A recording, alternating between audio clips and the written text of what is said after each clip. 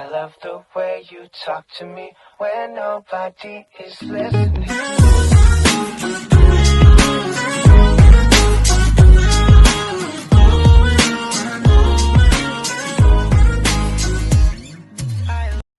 Hey guys, welcome back to a new video, and in today's video we're going to talk about the most asked questions to me after and before my internships. So if you are new to the channel, my name is Kanika Jindal and I am a University of Southern California graduate student. I'm studying computer science. My last summer I spent doing internship at Microsoft as a software developer engineer intern, and right now I'm in my last semester and I am doing internship in New York at JP Morgan and Chase as a data science and ML associate.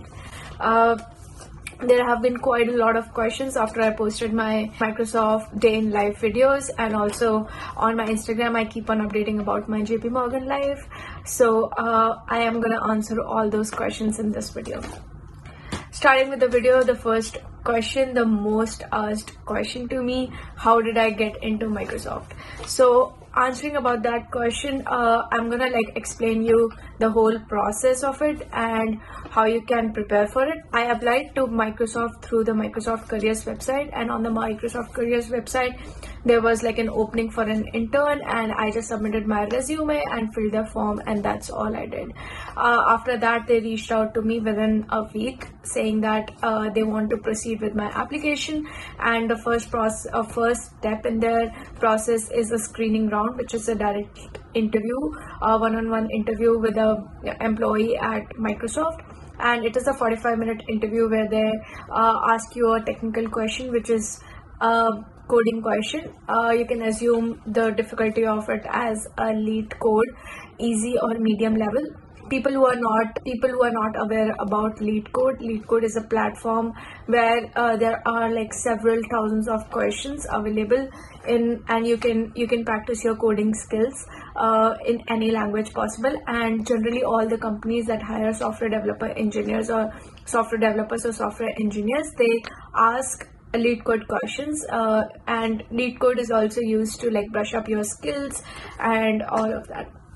So a general how we talk in lead code terms is every day we do certain questions and we reach certain levels. And lead code easy is where you just get the knowledge about all the about the language, about how you code, etc. Lead code medium is kind of you have to think a logic a little bit. Lead code hard questions are where you have to put in your brains, spend your weeks to solve one question. So I'm gonna, if you want, comment down below if you want a separate lead code question, lead code, how to prepare from lead code, etc. kind of video. I can make that as well. So a 45-minute interview where they ask you a lead code medium question, and as soon as you solve it, they ask you to optimize it, etc. And the time that is remaining is for your resume talk and the previous projects that you have done. So that was my screening round, and after my screening round they reached back to me within 3 to 4 days saying that they want to move forward with my application, and hence the next is an interview day. Our interview day is back-to-back 3 to 4 interviews. I got 3 interviews. People generally get 4 interviews. In the 3 interviews they can be technical or behavioral. Again, all of them 45 minutes each. They ask you one question from lead code and one coding question, and the time that is remaining is to check your behavioral skills, how you align with the company, etc. So that is how I applied to Microsoft, and within 2 weeks they told me that I am selected and I'm gonna be an intern in summer, and that was the happiest moment. It has always been my biggest dream to work for the biggest of the companies, and hence when I was selected for Microsoft, I couldn't believe, and I'm still very grateful about it. The next question is, Microsoft is very selective in their criteria. Getting into Microsoft in India is really the most difficult, and what skills do you need to get into Microsoft from India? So to get into Microsoft from anywhere in the world, I think it is quite a selective process, and it doesn't matter where you're applying from. The skills that you need are basically brush up your coding skills, your algorithms, your data structures and everything. I know every YouTuber that you see say that, but I think, like, in my opinion, I have not done lead code much, or I have not done a lot of questions that people generally do, and I just always focus on my basics. If you're clear on your basics, you can build a building, and that has always been my thinking when I study. I personally feel that if you brush up your algorithms and data structures much, you won't be needing a lot of hours going into coding or just like practicing, etc., etc. If you know your logics, you know your logics. It's basically like that. On that note, if you are interested in starting a similar career in computer science and data science, then I'm excited to tell you about today's sponsor of the video, which is Southern New Hampshire University. SNHU has one of the largest accredited non-profit online degree offering in the country. They feature over 200 degree programs focused on getting you started on your dream career. The best thing about SNHU's computer science program is you can learn any language and brush up your skills. You also are introduced to latest technologies and methodologies such as Agile, which is, in my opinion, very important in any of the industries. So if you know it, you are definitely ahead than other candidates in applying for the same job role. They help you further expand your knowledge about cloud computing, Amazon Web Services, SQL, and full stack development. All SNHU programs are flexible. You can take it from anywhere in the world and at any time. If you already have college credits, then SNHU, you can transfer your 90 credits towards your bachelor's degree and 12 credits towards your master's degree. The best thing that I love about SNHU is basically they are not just an online course, they are an online degree. If you're ready to start a new journey, SNHU CS program is for you, and you can go to snhu.edu/Kanika to learn more, or go to the link in the description. The next question is like, what is the selection criteria at Microsoft? So in my opinion, your resume matters a lot, because generally all the companies, they have OAs, which is online assessment, and through an online assessment the company screens people out and in. But Microsoft doesn't have OA, which means that they are very selective in the procedure, because they won't schedule interviews for everyone. The next question is, does referrals work at Microsoft? So I have seen people, I know interns who have got referrals and got in through referrals, but in my opinion, like, they help, but they are not the end of the world. If you don't have a referral, don't put yourself back to not apply to the company just because you don't have a referral and you see that your chances are very slim.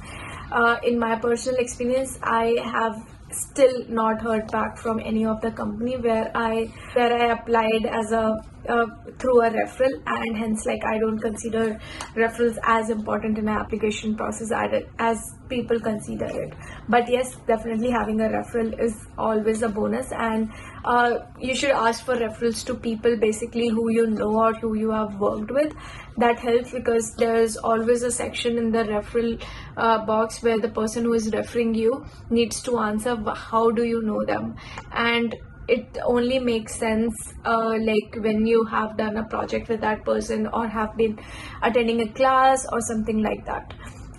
So always choose a person for a referral who you personally know, and because that counts. And I receive a lot of messages on LinkedIn. Sorry to everyone who I cannot refer to, but I just do not go through those messages, because if I don't personally know you, I won't refer you.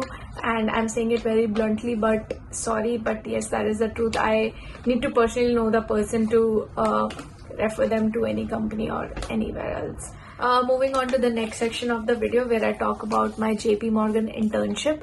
So a lot of people have again asked me how I got into JP Morgan and why did I choose JP Morgan when I've already done Microsoft internship. So I will start with how did I get into JP Morgan. So JP Morgan again is very selective in their procedure. They are best in the finance tech world, and always wanted to be a part of JP Morgan. JP Morgan is one of the dream firms to work for just because of the data science role that they have. So again, when I got into JP Morgan, I couldn't believe, and I'm always grateful for all the opportunities that have come to me. Why did I choose JP Morgan when I already had Microsoft? So one reason was I had the option to do both of the internships, so why not do both? Second, JP Morgan is a very different role than Microsoft. Microsoft was a software engineer role, but JP Morgan, I'm doing like data science and machine learning, which is again like my career path where I see myself in like next 5 to 10 years. So that's why I wanted to like have JP Morgan do JP Morgan internship as well. Also, it is good to explore different paths, so I wanted to see whether I like software engineering more or I like data science more, so that I can choose what full-time path I want to have once I graduate. And graduation is like the only time when you can intern for a company, so that's why I wanted to like explore different fields and different programs. There are like very genuine and very good question, which is what do I do as an intern? So in both of my internships, I'm gonna say it in general way, or in any company that I have seen, an intern works with a team just to get the gist of how the company works, what the company culture is, how is the place that you are working at, and what is your role gonna be if you join in as a full-time. From the employer perspective, they get to know about you more, because in like a 2-3 hours interview, they won't know much about you. But if you intern at a company or working for them for 3 months, they will definitely know whether you are good fit for the company or not, and hence they rolling out full-time opportunities for interns is beneficial for the employer in a long term, because they can rely on your skills. Definitely they can see how you can learn, and etc. Basically, interns to become a part of a team, they support the team by doing like a small project for a team, which can be like a POC, a proof of concept. But there are very few roles where you have direct impact or direct association with the client of the company. So you will be doing a project, you will be like doing a presentation on it. And during my Microsoft internship, I did a full stack project, and that project is going to be used by the team. Like the team is going to build up on that project, and that is the idea of it. You just like brush up some features, add some features, but they are not like for the production environment yet. So the other question is, what is a co-op and how am I doing my internship during my studies? So different colleges have different programs, but at USC, if you are in your last semester, you are allowed to do in full-time internship, which is a 40 hours job, and you are allowed to do a course as well.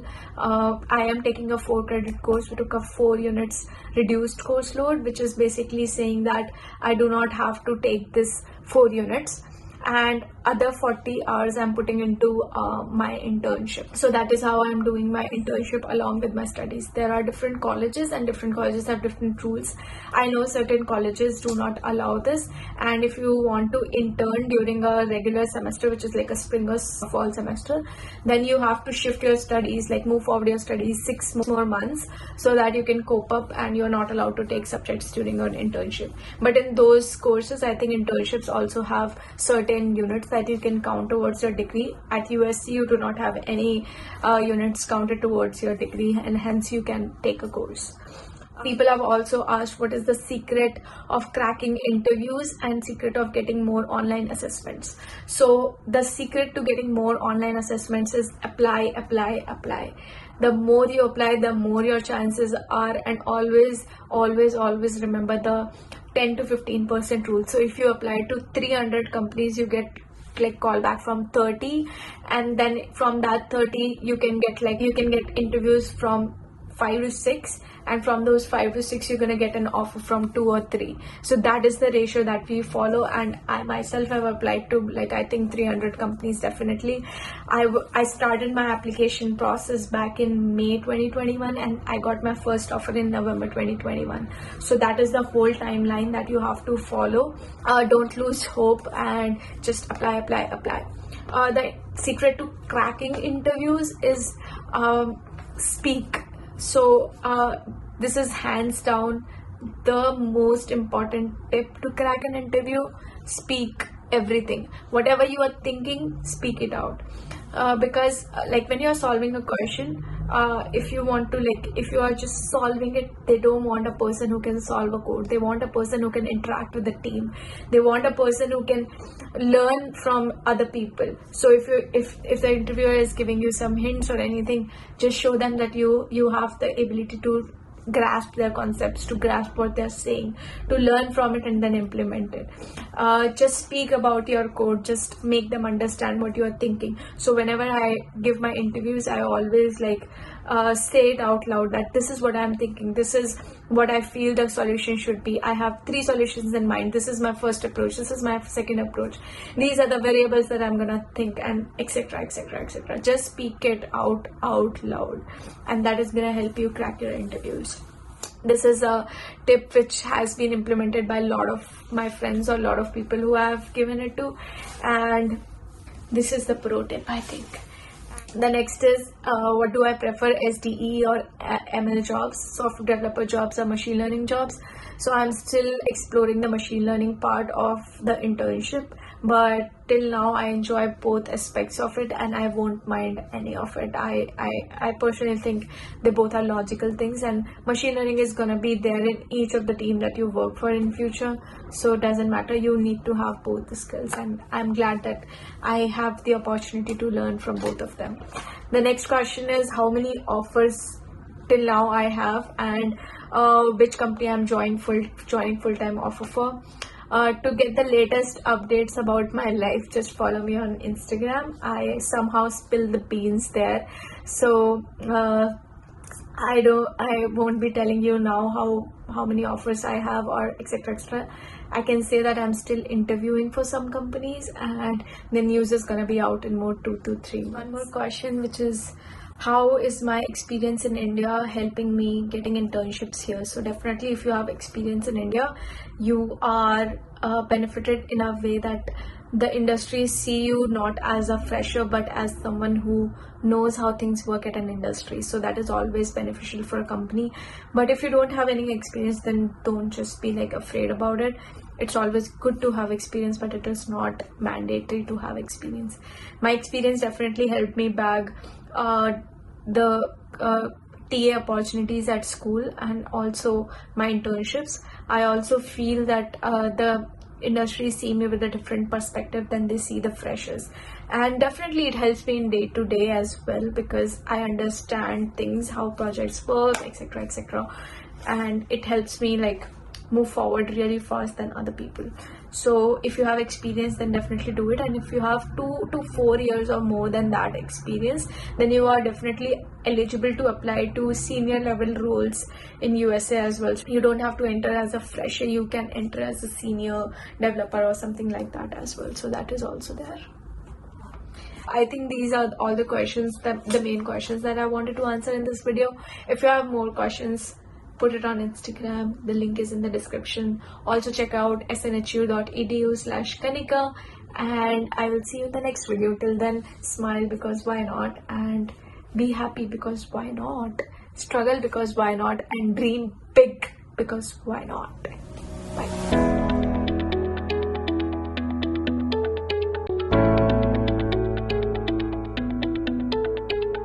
There have been a lot of sweet messages from different people around Instagram and LinkedIn. Thank you so much. Thank you so much for this 4,000 subscribers. One of the videos have even reached 50,000 views. I am glad. I wake up every day to the sweetest of the audience, to the sweetest of the messages, and the best compliment that I have received till now is because of my videos, one of the person at one of the person family, they were not allowing that girl to move to the States just because of the family norms, etc. But when she showed my videos to her parents, they were convinced enough that if I can do it, their daughter can also do it, and that made me literally cry for 2 days. I mean, how can me sitting just in front of a camera saying out stuff which I don't even consider as anything make such an impact to an such a great impact in audience. So definitely I am grateful for each one of you. Thank you so much, and you are changing my life definitely, and whatever I am because of this YouTube channel. And people at the university have started calling me celebrity, and that is all because of you guys.